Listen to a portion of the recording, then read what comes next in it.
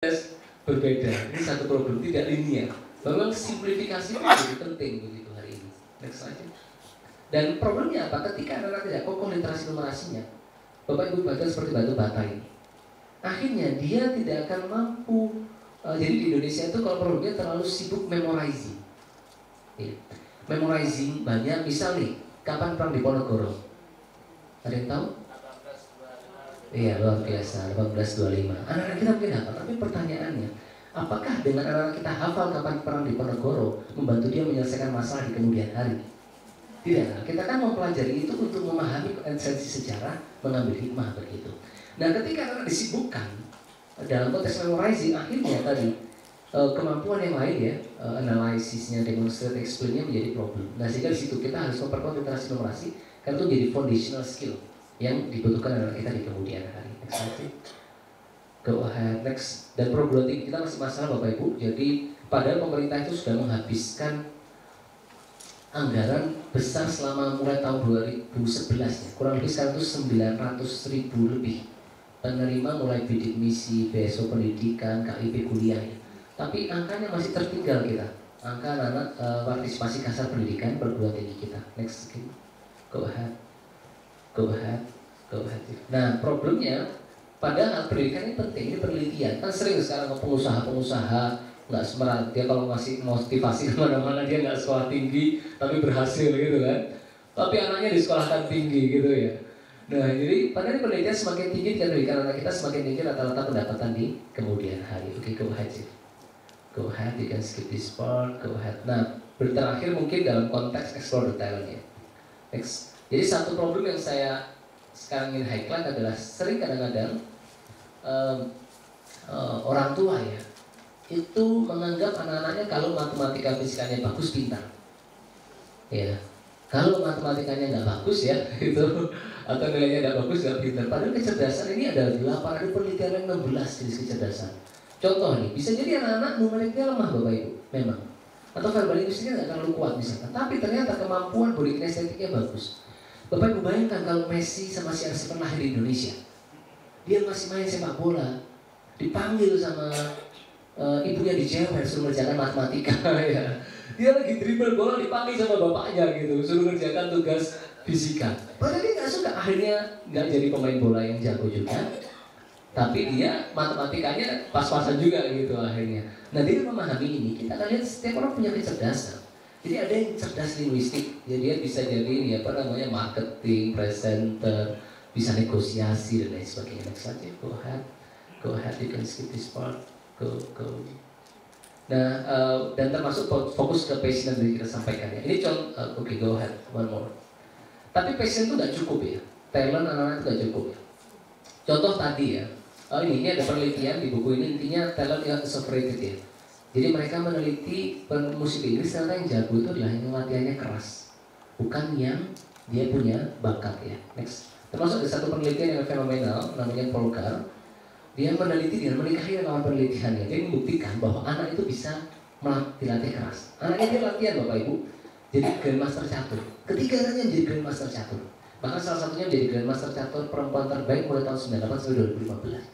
Padahal kedua orang tuanya bukan orang yang jago main catur, tapi anaknya ditenggelamkan semenjak itu dalam permainan catur. Dan Paul kan ingin membuktikan bahwa anak-anak bisa sebetulnya latihan walaupun bukan bakatnya dia. Nah, pertanyaannya mana yang lebih penting, bakat atau latihan?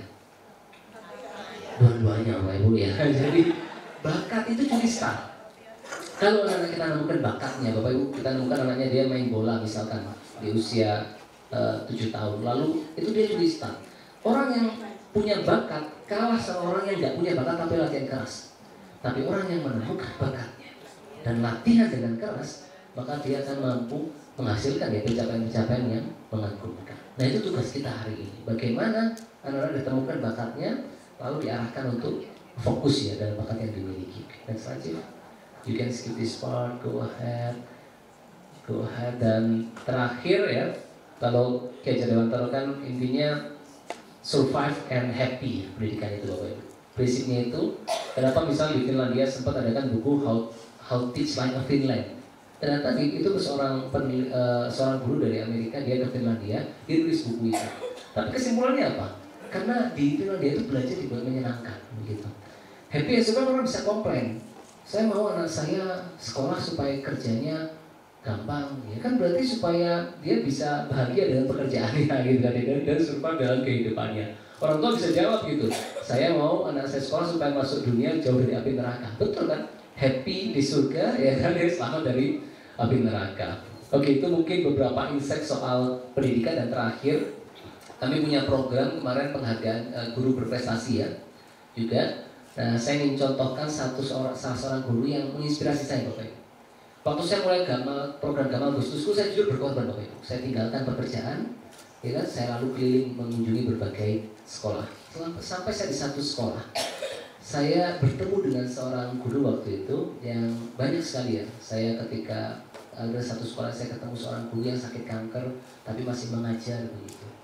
Ada juga saya ketemu seorang siswa ya, di SMP yang kondisi keluarganya terbatas tapi dia masih ingin lanjut kuliah gitu. Jadi banyak hal-hal yang menginspirasi dalam perjalanan, dan salah satunya, you can preview it, my brother. Ini seorang guru yang akhirnya mendapatkan penghargaan utama ya dari kami dalam Guru Award ya, karena beliau itu setiap hari mengendarai kendaraan ya, motor dari daerah luar kota ke Malang ya, menyempuh 2 jam setiap hari ya. Jadi saya waktu itu kan saya mikir Gustusku luar biasa, saya udah pilih 267 sekolah ya.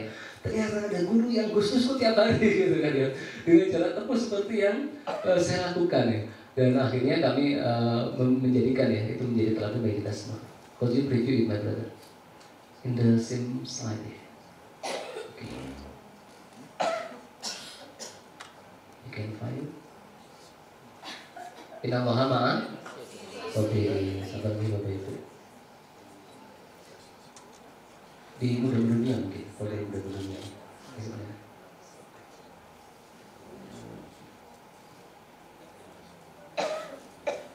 You can find it, I believe.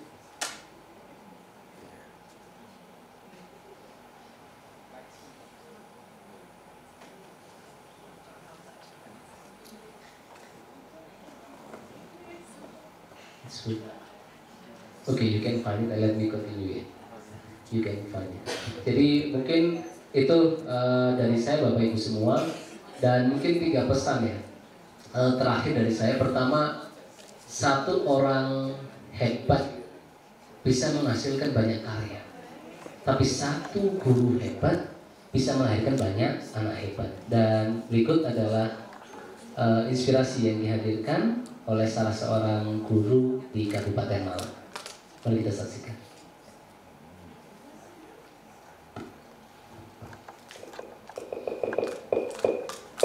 Domisili saya berada di Bangil, Kabupaten Masukra. Saya mengabdi di SMK SPGRI Singosari mulai tahun 2011.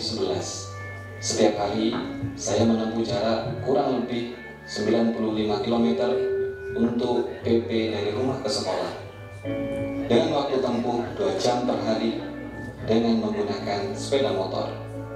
Saya harus mengisi full tank sepeda motor setiap 2 hari sekali, sehingga jika di total ya setiap bulan saya harus mengeluarkan biaya 600 ribuan hanya untuk bensin saja. Tetapi dengan perjuangan semua itu tidak melemahkan semangat saya di sekolah. Saya sangat aktif dan semangat saat di sekolah, apalagi di dalam kelas. Saya sering membuat pembelajaran yang menarik yang dapat memenuhi kebutuhan semua peserta didik dengan pembelajaran berdiferensiasi dan game-game pembelajaran, sehingga peserta didik mendapatkan pembelajaran yang maksimal. Di sekolah, saya juga dipercaya sebagai wakil kepala sekolah bidang kurikulum mulai tahun 2017 sampai sekarang. Ada banyak program yang sudah saya buat untuk sekolah yang sangat berdampak positif bagi murid, mulai dari sholat duha berjamaah, lorong literasi, dan student on duty. Selain itu, sebagai seorang guru, saya tidak puas dengan apa yang sudah saya kuasai. Saya selalu aktif mengikuti pelatihan untuk mengupdate kemampuan dan kompetensi saya sebagai seorang guru. Mulai dari mengikuti pelatihan digital, program profesi guru, dan program pendidikan guru penggerak yang alhamdulillah saya sudah lulus angkatan 5. Saya juga aktif membuat video-video pembelajaran yang saya saya upload di channel YouTube saya, yaitu di channel Mabo Memar, yang berisi tentang video pembelajaran, game pembelajaran, dan materi pembelajaran yang banyak yang lain, sehingga saya bisa berbagi kepada guru-guru lain ataupun siswa dimanapun berada. Saya tidak akan berhenti sampai di sini. Saya akan terus berbuka, belajar, dan berbagi kepada guru lain demi pendidikan Indonesia yang makin jaya. Oke, tepuk tangan Bapak Ibu. Akhir kata, pertama, study hard, work hard in silence, and let your impact be your noise. Belajar keraslah, bekerja keraslah dalam sunyi.